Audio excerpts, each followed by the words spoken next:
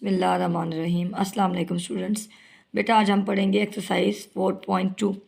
4.2 के पढ़ने से पहले मैं आपको बता दूं कि ये एक्सरसाइज भी बिल्कुल सेम 4.1 की तरह है, जिसमें हमने डायरेक्ट प्रोपोर्शन और इन्वर्स प्रोपोर्शन पढ़ा था। ठीक है, लेकिन इसमें ये जो प्रोपोर्शन है ये होंगे यही दोनों यूज़, लेकिन एक ही क्वेश्चन में दोनों यूज़ हो सकते हैं। ठीक है, और इसे कंपाउंड प्रोपोर्शन कहते हैं। चले हम स्टार्ट करते हैं तो आपको पता चलेगा कैसे करना है।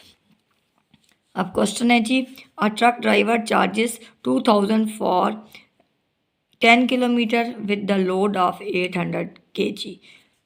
एक ट्रक ड्राइवर चार्ज करता है अगर लोड 800 kg हो और वो डिस्टेंस कितना कवर करे 10 किलोमीटर, और चार्ज उसको कितना करेगा 2000 चार्ज करेगा अगर वेट जो है वो 800 kg हो और जो डिस्टेंस है वो 10 किलोमीटर हो। ठीक है, तो अब वो कहते हैं what will he charge if the truck covers a distance of 8 kilometre with the load of 600 kg। ठीक है, अगर लोड 600 हो जाए, ठीक है, तो वो कितना चार्ज करेगा। ठीक है, और अगर वो डिस्टेंस जो है उसका 8 किलोमीटर हो जाए और जो उसका लोड है वो 600 kg हो जाए। ठीक है, यहाँ लिखते हैं ऐसे। आप पहले है क्वेश्चन नंबर, अब हम इसको बेटा लिखेंगे, इस क्वेश्चन को पहले लिखेंगे चार्जेस। ठीक है, फिर लिखेंगे लोड एंड डिस्टेंस।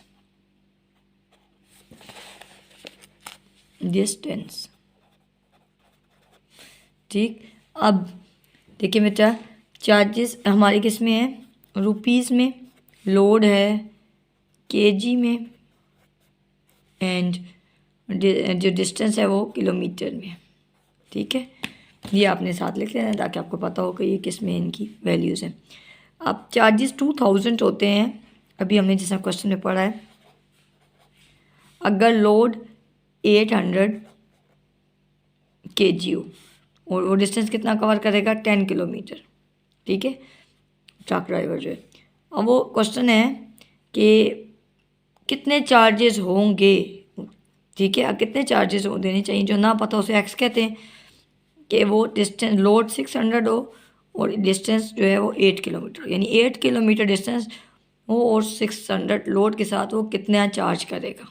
ठीक है, इसमें एक बात जैसा पिछले एक्सरसाइज मैंने आपको बताई थी, उसमें सिर्फ ये इसका दो ही होते थे ना, दो चीज़ें होती थी, तो मैंने आपसे कहा था कि इसको चाहे इसको पहले लिख लें चाहे इसको पहले लिख लें। ठीक है, इसमें बस आपने ये ख्याल रखना है कि जिस साइड पे एक्स होगा, जो आपने फाइंड आउट करनी होगी ना चीज़, उसको साइड पे लिखना है। ठीक है, चाहे इस साइड पे लिख लें चाहे इस साइड पे लिख लें। आप जिस साइड पे एक्स होगा ना, उसका तो आपको पता है साइन ऊपर की तरफ ही लगता है। ठीक है, अब इन दोनों का आपने साइन जो है ना वो आपने डिसाइड करना है। तो अब आप देखें, अब जब ये साइन डिसाइड करने लगेंगे तो एक को आप भूल रहे हैं, समझे, ये है ही नहीं। ठीक है, अब इन दोनों का कंपैरिजन आपने यानी करना है, इसका कंपैरिजन करना है एक्स वाली वैल्यू के साथ। 800 डिस्टेंस होगा, सॉरी लोड होगा, तो 2000 चार्जेस हैं, तो लोड अगर कम हो जाए 600 तो चार्जेस भी कम हो जाएंगे ना, तो मीन्स ये दोनों कम हो रहे हैं, तो ये क्या होगा, डायरेक्ट, और डायरेक्ट का साइन इस तरह होता है एरो का। ठीक है, अपवर्ड होता है। अब डिस्टेंस का साइन लगाना है, तो अब आपने क्या करना है बेटा, सोचें कि ये लोड वाला जो है वो नहीं है आपके पास। ठीक है, इसको आप 2 मिनट भूल जाएं। ठीक है, तो आप ये देखें, मैंने इसके ऊपर ये रख दिया ताकि आसानी हो जाए। अब डिस्टेंस जो है वो 10 किलोमीटर है, तो चार्जेस 2000 है। अगर डिस्टेंस कम हो तो चार्जेस भी ज़्यादा कम हो जाएंगे। ठीक है, ये भी कम हो रहा है, ये भी कम हो रहा है। अगर दोनों ही कम हो रहे हो या दोनों ही ज़्यादा हो रहे हो तो हम उसे क्या कहते होते हैं, डायरेक्ट, वो इसका जो एरो होता है वो अपवर्ड होता है। ठीक, अब आपके एरोस देखें लग गया है, मीन्स आपने पहले इन दोनों को कंपैरिजन करना है और इसको भूल जाना है, पर इसका कंपैरिजन करना है और इसका साइन लगा देना है। ठीक है, और दरमियान वाले को भूल जाना है। ठीक है, और ये एक्स वाला जो है ना वो तो साइन हमेशा ऊपर की तरफ होता है। अब आपने इसको सिंपली लिख लेना है बेटा। लिखेंगे तो ये क्या होगा, x/2000 इज इक्वल, और जैसा एरो लगे हुए ना वैसे ही लिखते जाना है, 600 डिवाइडेड बाई 800 मल्टीप्लाई 8/10। अब नीचे x इधर ले आएंगे और ये 2000 है ना, ये डिवाइड हो रहा है, ठीक है। इसको हम उस साइड पे ले जाएंगे क्योंकि आपको x की वैल्यू चाहिए ना, हमें x की वैल्यू फाइंड आउट करनी है। तो 800 मल्टीप्लाई 8/10 और ये इधर आके यहाँ डिवाइड हो रहा था, यहाँ आके मल्टीप्लाई हो जाएगा, ठीक है। अब इसके 2 0 इसके साथ कैंसिल हो जाएंगे, ये 0 इसके साथ कैंसिल हो जाएगा, ठीक है। अब ये तो कोई इसकी कटिंग तो आसान थी, ये 8 1 8 और 8 1 8। पीछे अब देखें क्या बच गया, 6 और 2 और, ठीक है। तो 602, 600 को 2 से मल्टीप्लाई करेंगे तो ये क्या आएगा 1200, मीन्स उसकी चार्जेस कितने होंगे 1200। नंबर 2 है 10 man can repair a machine, 10 man can repair 5 machine in 2 days।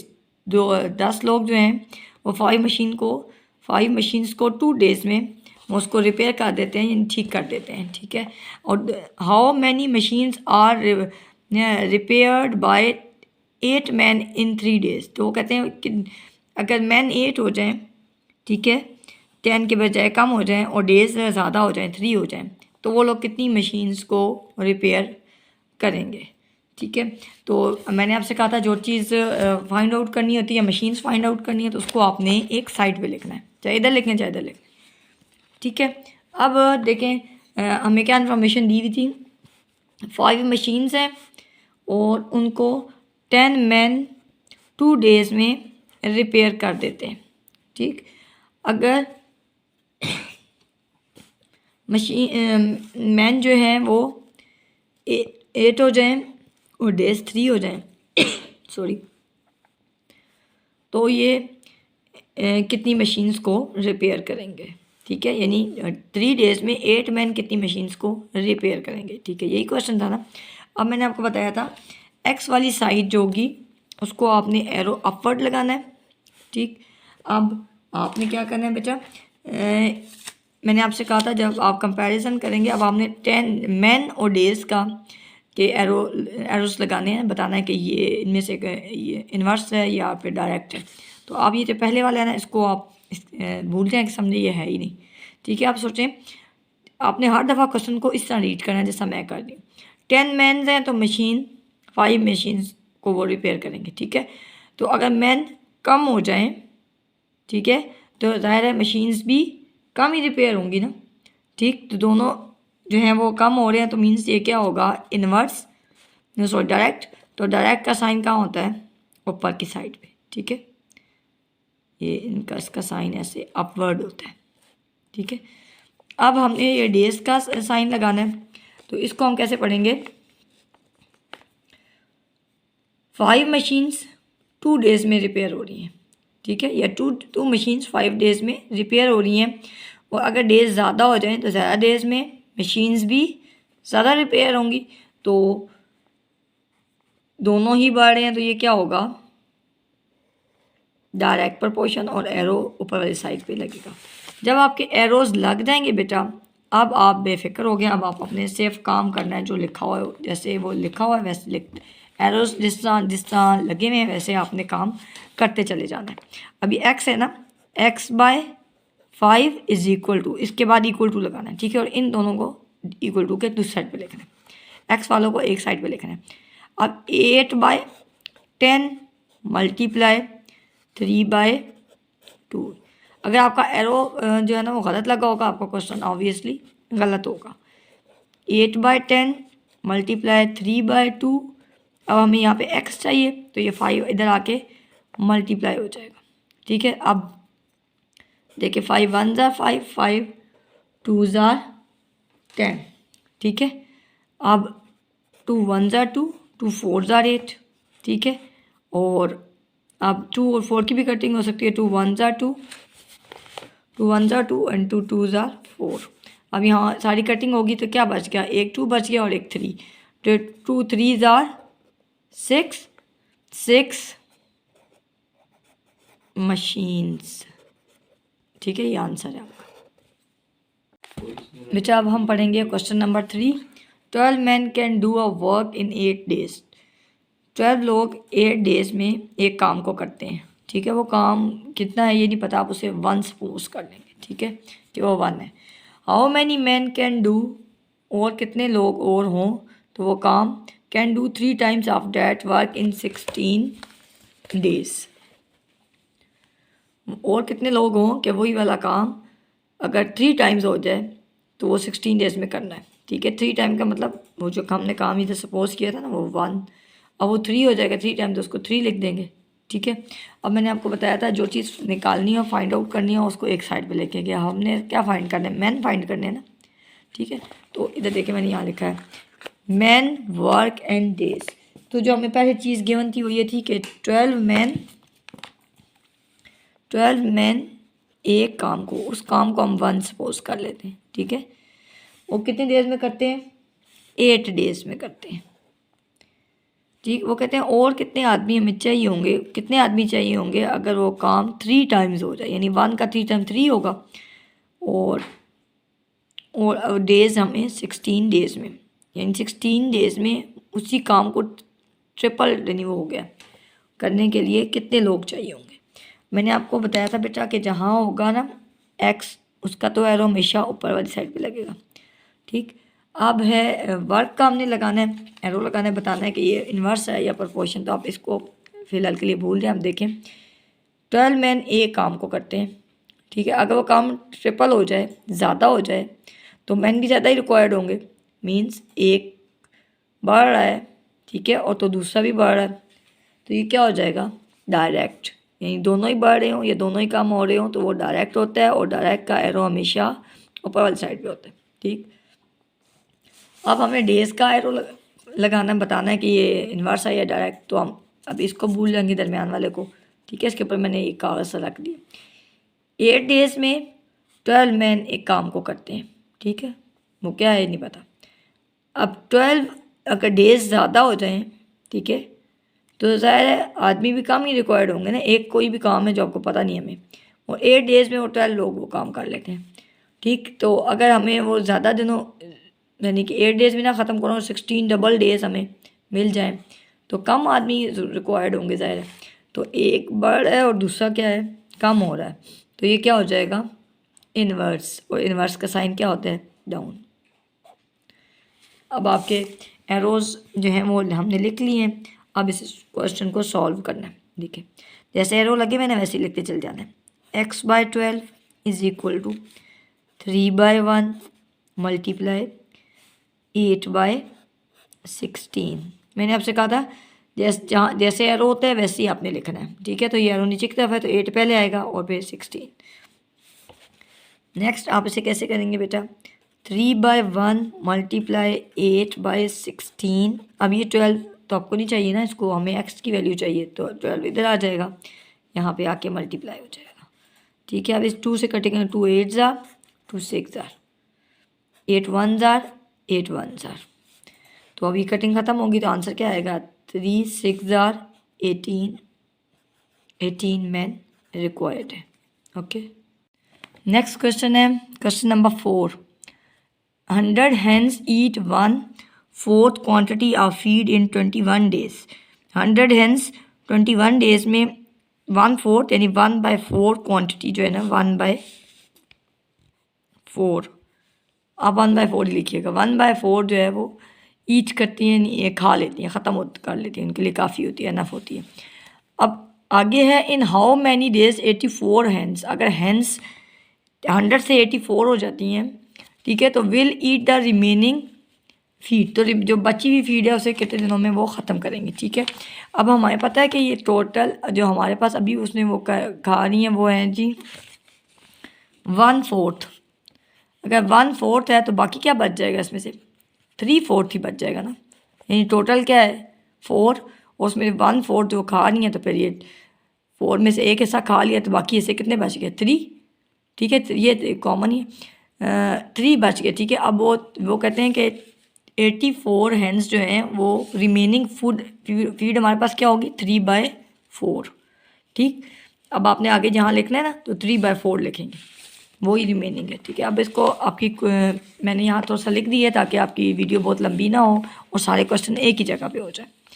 अब देखें हमें क्या दिए थे, डेज हमने फाइंड आउट करने थे कितने डेज में एनएफ होगी। तो देखें मैंने यहाँ लिखा है डेज जो फाइंड करना होता है उसको एक साइड पे लिखते हैं, हैंस क्वांटिटी। तो पहले हमें क्या दिया हुआ था, 21 डेज में 100 हैंस कितनी कंज्यूम कर लेती हैं, कितना फीड खा लेती हैं, वो 1/4, ठीक। उसके बाद क्वेश्चन में था कि अगर हैंस 84 हो जाएं तो वो रिमेनिंग क्वांटिटी, तो अभी मैंने आपको बताया 1/4 अगर वो खा लेती हैं तो पीछे कितना बच जाएगा, 3/4, ठीक। क्योंकि A4 का एक हिसाब भी उन्होंने खा लिया है, ठीक है। तो पीछे 3 रह जाएगा ना, 4 में से 1 निकाल 3 रह जाएगा, 3/4 कितने के लिए कितने डेज के लिए एनएफ होगा, ठीक है। अब हमने क्या करना है, इनके एरोस लगाने हैं। तो एरोस लगाने के लिए बेटा आप पहले इसका एरो लगा लें। हैंस 100 21 डेज में वो उसको ख़त्म कर लेती हैं, ठीक है, किसी भी फीड को। अब अगर हैंस कम हो जाएंगी तो डेज ज़्यादा हो जाएंगे ना, इसको अभी आपने नहीं सोचना, बस आपने सोचना है कि 100 हैंस हैं 21 डेज में वो खुराक को ख़त्म करती हैं, वो कितनी है ये नहीं पता। अब अगर हैंस कम हो जाएं तो ज़ाहिर है वही वाली आपके पास एक जो खुराक मौजूद है फीड वो ज़्यादा दिन चलेगी, ठीक है। तो ये हो गई कम और ये हो गया ज़्यादा। तो एक कम हो जाए और एक ज़्यादा हो जाए, यानी एक क्वांटिटी इंक्रीज़ हो रही हो, एक क्वांटिटी इंक्रीज़ हो रही हो और दूसरी डिक्रीज़ हो रही हो, ये मैंने आपको बताया था पिछले लेक्चर में भी। तो उसे क्या कहते हैं, इन्वर्स। और इन्वर्स का साइन कहाँ होता है, नीचे वाली साइड पे, ठीक। अब हमने दूसरा क्वांटिटी का लगाना है, इसका एरो लगाना है। तो देखें 1/4 क्वांटिटी 21 डेज काफ़ी थी उनके लिए, ठीक है। 1/4 फूड एक समझ पड़ी हुई आपके पास, उसमें से 1/4 आपने खर्च करना है तो वो 21 डेज में खर्च हो गया। अगर क्वांटिटी ज़्यादा हो जाए, मिकदार ज़्यादा हो जाए तो ज़्यादा वो ज़्यादा दिन चलेगी, ठीक। ये भी ज़्यादा होगी और ये भी ज़्यादा होगी, यानी दोनों इंक्रीज़ हो रहे हैं, दोनों की डायरेक्शन एक ही है एरोस, यानी एक चीज़ इंक्रीज़ हो रही है और दूसरी भी इंक्रीज़ ही हो रही है। तो ये क्या होता है, डायरेक्ट, ठीक। तो डायरेक्ट का साइन हमेशा ऊपर की तरफ होता है। आपको अगर भूल गया दोबारा मैं आपको बता देती हूँ, अगर क्वेश्चन में 2 क्वांटिटीज़ दी हों और दोनों इंक्रीज़ हों और दोनों ही डिक्रीज़ हों, ठीक है, या इंक्रीज़ हो रही हो या डिक्रीज़ हो रही हो, दोनों यानी एक ही सिमत में जा रही हो, तो उसे कहते हैं हम डायरेक्ट प्रपोर्शन। और डायरेक्ट का साइन अपवर्ड होता है, ऊपर की तरफ। और अगर 2 क्वांटिटीज़ क्वेश्चन में दी होती हैं, दो की हम बात करते हैं, अगर उनमें से एक कम हो और दूसरी ज़्यादा हो जाए, ठीक है, या एक इंक्रीज़ करे दूसरी डिक्रीज़ कर जाए, तो यानी अपोजिट डायरेक्शन में वो दोनों चलें, तो उसका मतलब होता है ये इन्वर्स है, यानी उलट है, तो उसका साइन हमेशा डाउनवर्ड होता है।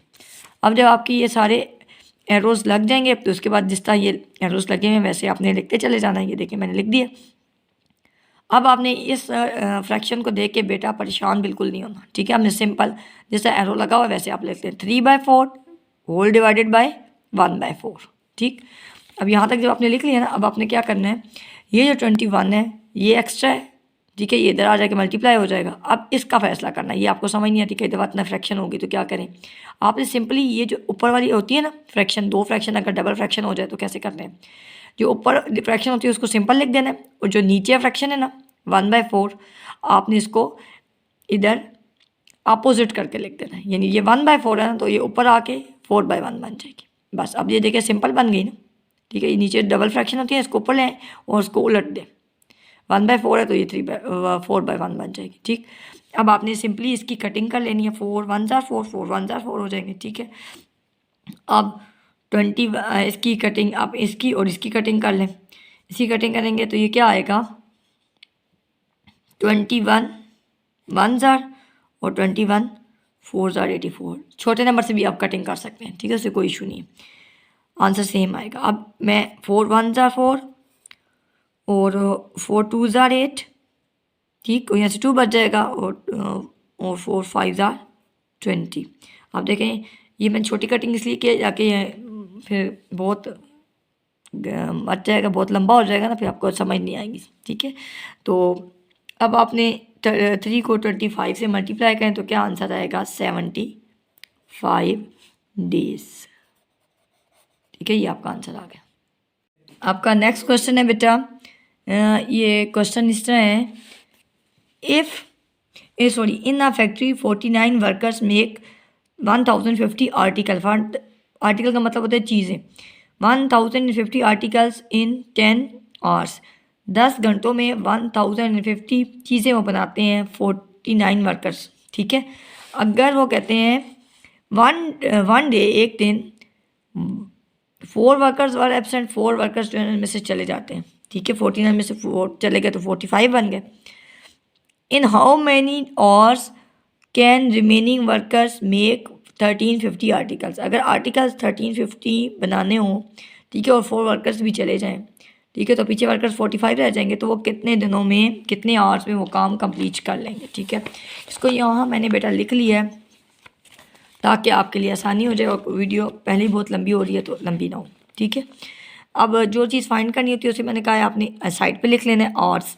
अब वर्कर्स एंड आर्टिकल्स, आवर्स थे 10, 49 वर्कर्स कितनी चीज़ें बना रहे थे, 1050 चीज़ें, आर्टिकल्स वो बना रहे थे। ठीक है, अब वो कहते हैं अगर 4 वर्कर्स चले जाएं, 4 वर्कर्स चले जाएं तो पीछे वर्कर्स कितने रह जाएंगे, 49 में से 4 निकाल दें, 45 वर्कर्स 1350 जो आर्टिकल्स हैं वो बनाने हैं उन्होंने। ठीक है, तो वो कितने आवर्स उनको चाहिए होंगे, ये आपने फाइंड करना है। सिंपल ऐसे ही करेंगे। पहले आपने बेटा पता है आपको कि आपने जहाँ एक्स लगा होगा वहाँ ऊपर की तरफ एरो लगा देंगे अपवर्ड डायरेक्शन में। अब आपने इसका एरो लगाना है वर्कर्स का, तो आप ये आर्टिकल्स वाले को छोड़ दें और बाकी देखें। 49 वर्कर्स 10 आवर्स में काम करते हैं, एक काम को कर लेते हैं। ठीक है, कोई भी काम है उसको छोड़ दें, क्या है। अब अगर वर्कर्स कम हो जाएंगे, ठीक है, तो वही काम उनको करने में ज़्यादा टाइम रिक्वायर होगा ना। ठीक है, क्यों, देखें 49 वर्कर्स थे तो 10 घंटे काम कर रहे थे। अगर उनके पास लोग कम हो जाते हैं तो उसी काम को ख़त्म करने में ज़्यादा टाइम रिक्वायर होगा ना। तो ये कम हो गया और ज़्यादा हो गया, एक कम हो जाए और दूसरा ज़्यादा हो जाए तो वो क्या होता है, इन्वर्स, और इन्वर्स का साइन डाउनवर्ड होता है। ठीक, अब देखें हमने आर्टिकल्स का एरो लगाना है, तो आर्टिकल्स के एरो के लिए आप क्या करोगे, 1050 आर्टिकल्स 10 आवर्स में बन रहे हैं। अब अगर आर्टिकल ज़्यादा हो जाते हैं, 1350 हो जाते हैं, तो टाइम भी ज़्यादा रिक्वायर्ड होगा, यानी ये बढ़ा है तो ये भी बढ़ जाना चाहिए। तो एरो आपका दोनों चीज़ें बढ़ रही हैं तो एरो अपवर्ड होगा, क्योंकि ये डायरेक्ट प्रोपोर्शन है। ठीक है, दोनों चीज़ें बढ़ रही हैं। ठीक, अब आपने जिस तरह एरो लगाए हैं वैसे ही लिख लेना है जैसे मैंने आपको बताया हुआ है। ठीक है, x/10 49/45 1350 डिवाइडेड बाय 1050। अब ये 10 जो है ना इस साइड पे आ जाएगा, तो इसकी इधर कटिंग कर लेंगे, 0 से कट जाएगा। ठीक है, उसके बाद आपने क्या करना है, इसकी कटिंग 5 से करेंगे। 5 2s are 10, 5 1s are 5। ठीक है, अब 5 2s are 10, तो यहाँ से क्या बच जाएगा, 3 और 5 35, और 5 7s are 35, और ये 0। अगर आपको नहीं आता तो साइड पे आप मल्टीप्लाई करके ख़ुद भी देख सकते हैं, यही आंसर आएगा। ठीक है, अब 49 और 21 ये तो साफ नजर आ रहा है, 7 से कटिंग होगी। 7 7s are 49 और 7 3s are 21। ठीक, आप देखें ये 3 और 27 की हो सकती है, 3 1s are 3 9s are 27 sorry, और 0 का 0 आ जाएगा। ठीक, अब ये 45 और 90 कटिंग होती है। ठीक है, मैंने डायरेक्ट इसलिए नहीं की कि अगर कर देती तो आपको कन्फ्यूजन होती है, इसलिए मैंने आपके सामने कर रही हूँ। 45 1s are और 45 2s are 90। अब हमारे पास इधर कटिंग करने के बाद क्या बच गया, 2 and 7 2s are 14 आवर्स। ये आपके पास बेटा आंसर आएगा। ठीक है।